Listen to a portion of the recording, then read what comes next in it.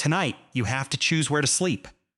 The river is close, the water is easy, the trees give shade, but the air is humming. You cannot see the danger yet, you cannot smell it, you cannot outrun it, and you do not know its name.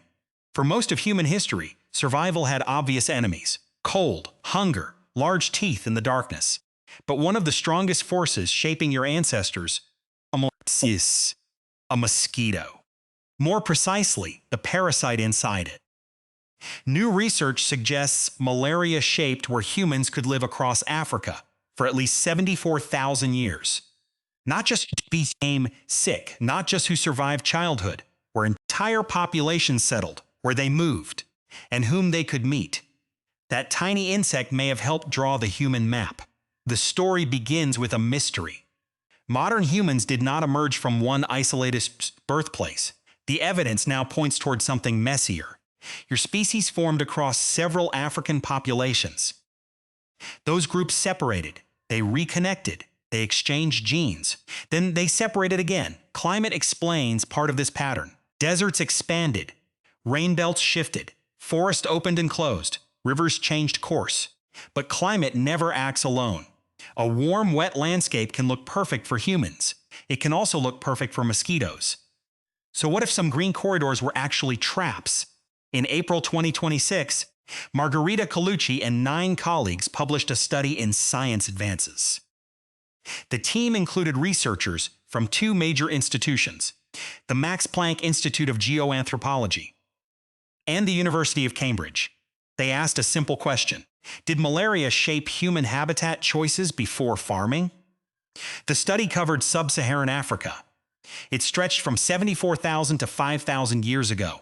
That is an enormous window. It begins deep in the Stone Age. It ends before farming transformed much of African life. There were no hospital records, no written symptoms, no preserved mosquito swarms, so the team rebuilt risk indirectly. First, they modeled 3 major mosquito complexes. A complex is a cluster of closely related mosquito species. Several members can carry human malaria. Then they added ancient climate reconstructions. Temperature matters, rainfall matters, standing water matters, mosquito survival matters. It also needs enough warmth to develop inside the insect. The researchers combined those conditions with modern epidemiological data. That produced a malaria stability index. The name sounds complicated. The idea is not. It estimates whether malaria transmission could keep returning in one place. A high score does not prove someone had malaria there. It means the local ecology could sustain transmission if the parasite was present. That distinction matters. This was a risk map, not a prehistoric death certificate. The team calculated that risk across thousands of years. Then they compared it with a separate map. That second map estimated the human ecological niche. A niche is simply the environment where people could persist. The reconstruction used known archaeological sites. Its core zone contained 95% of those sites. The 2 maps should have overlapped randomly. They did not. Human core areas repeatedly showed lower malaria stability. The places people used most were often safer from persistent transmission. The places they avoided were often riskier. This pattern remained visible through major climate swings. The pattern began 74,000 years ago. It remained visible until roughly 13,000 years ago. Human core areas stayed consistently low in modeled malaria risk. That does not mean every group understood mosquitoes. It does not mean every migration was caused by fever.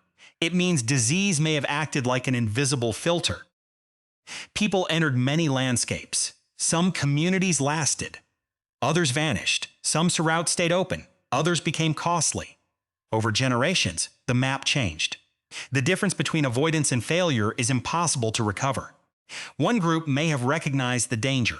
Another may have entered and suffered. A settlement can disappear for many reasons. Food can fail, conflict can begin, water can vanish. But repeated disease changes every other calculation. A rich valley stops being rich when too few children survive. A short route stops being short when travelers arrive sick. A neighboring group stops being a neighbor when contact becomes too costly. This is how a parasite can reshape society without leaving a building behind. No ruined fortress marks the boundary. No inscription records the rule. Archaeology sees fewer camps, genetics sees weaker contact. The disease itself remains invisible. Only the human pattern survives. Imagine your family near a wet valley. The river offers fish. Reeds provide material. Animals come to drink. The soil holds edible plants. Everything looks abundant. Then the fevers return. Not immediately. That makes the threat harder to read. A mosquito bites tonight. Symptoms may arrive days later. Someone begins shaking. A child becomes weak. Another person cannot walk. The cause feels disconnected from the place. There is no germ theory. There is only memory. People camped near that water. Then people became sick. The families on the drier ridge did better. No one needs to understand parasites. They only need to notice patterns. Leave earlier. Sleep farther from the marsh. Avoid one valley during the rains. Return when the air becomes dry. Knowledge like that can spread without words. It becomes habit, then custom, then tradition. The insect itself is only the courier. The real invader is Plasmodium falciparum. Plasmodium falciparum. That is the parasite behind the deadliest form of human malaria. A female Anopheles mosquito takes blood. The parasite enters the body. It travels to the liver. Then it reaches red blood cells. There it multiplies. Cycle can trigger fever, anemia, organ damage, and death. In 2010, Wayman Liu and colleagues investigated where this parasite came from.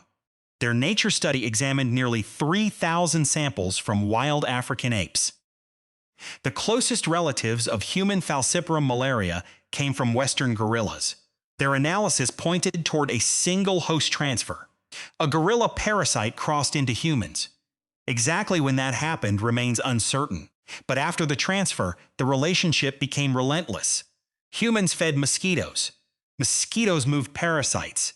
Parasites changed which humans survived. The pressure became strong enough to enter your genome.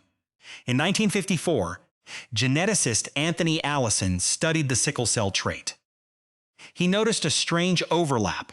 The trait reached high frequencies where falciparum malaria was severe.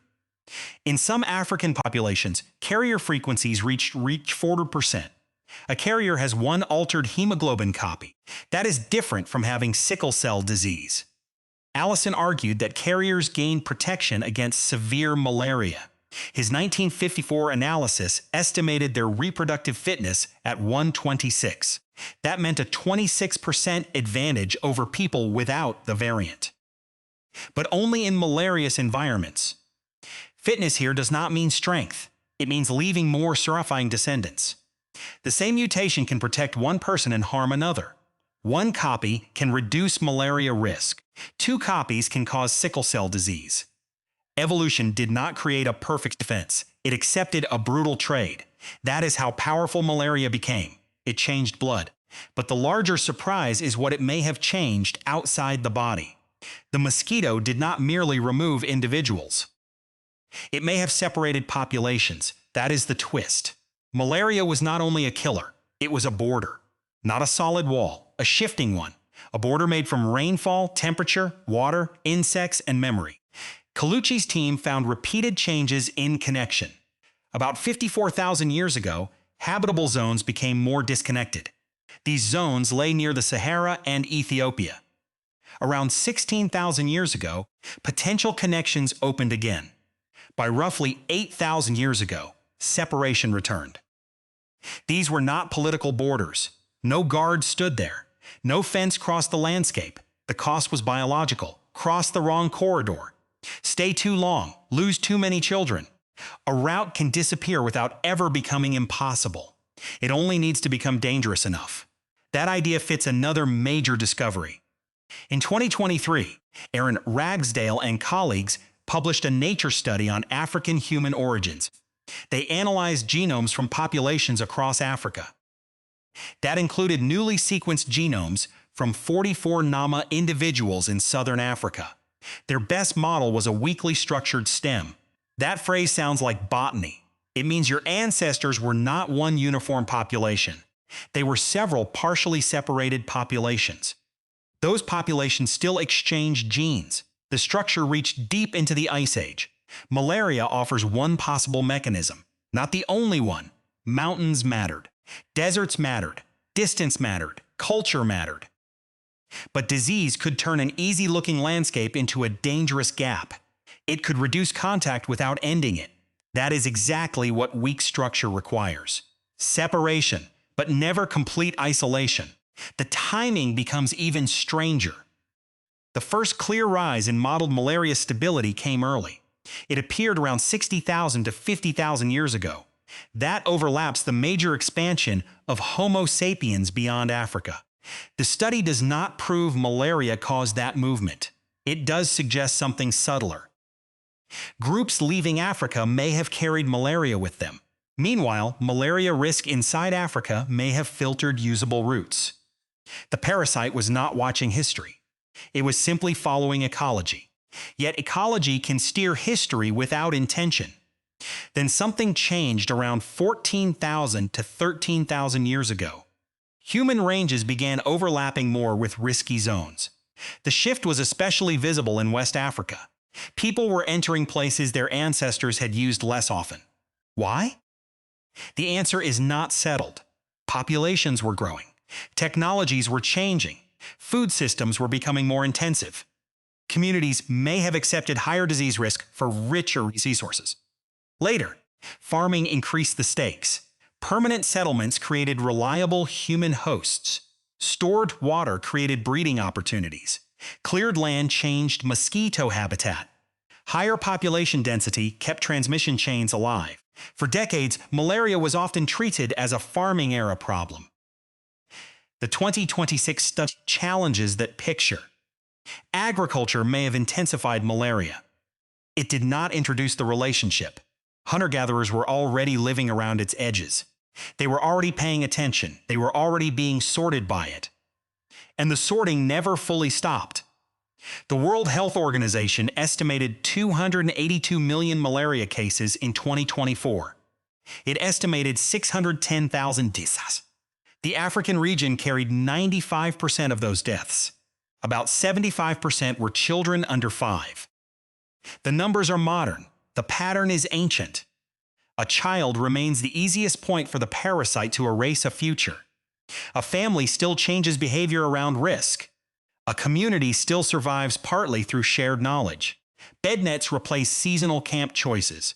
Medicine replaces inherited guesses. Drainage replaces avoidance. But the basic struggle remains familiar. Your body is still part of a landscape. Your survival still depends on things too small to see. The new model also carries a warning. It cannot identify a single infected person from 50,000 years ago. It cannot prove why one family left one valley. It cannot separate every effect of climate from disease. Ancient risk maps are estimates. Archaeological sites are incomplete. Central West Africa remains especially underexplored. So the claim is not that one mosquito controlled every human decision. The claim is stronger because it is narrower. For tens of thousands of years, malaria risk followed a pattern. It aligned with the spaces humans avoided. That pattern can fragment populations. Fragmented populations can alter migration. Altered migration changes contact. Contact changes genes. A mosquito bite lasts seconds. Its consequences can last millennia. Tonight, you still choose where to sleep. You may check the temperature. You may listen for traffic. You may close a window. Your ancestors listened to a different darkness. They followed water. They watched the rains. They remembered where fever came. And across 74,000 years, a border moved with them. A border made from a hum they could barely hear.